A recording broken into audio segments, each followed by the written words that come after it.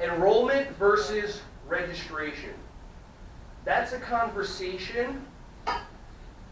If I told you that I went to the most amazing restaurant, first of all, before they even seat you, if there's a waiting list, they have a coffee station so that you can have a cup of coffee while you're waiting to be called at your table. Then they bring you your table, they take care of you, they have 2 different people that follow up with you. The food was amazing. The appetizers are insane. The flavor was incredible. The manager came up and talked to us for a little bit. It was tremendous. I love that restaurant.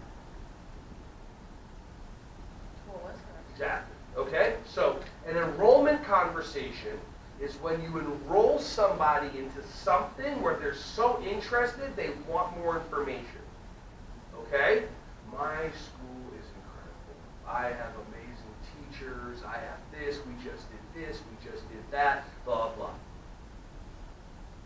What's your school called? I mean, you would tell me, like, what's the deal?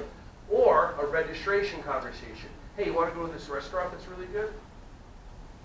Hey, you want to sign up to my school? One's a registration conversation asking them to take an action. One's an enrollment conversation. If enrollment is present, there's no need for registration because they will register themselves. Make sense? Yeah. No, I love when things click. I love when things click.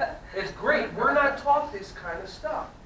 We're not. We're just taught that everything's lumped in. And then if you don't enroll a parent, not enroll meaning enroll, but if you don't enroll a parent before you get back to the office, if you enroll the parent is waiting to go back to the office and asking how much is the deposit.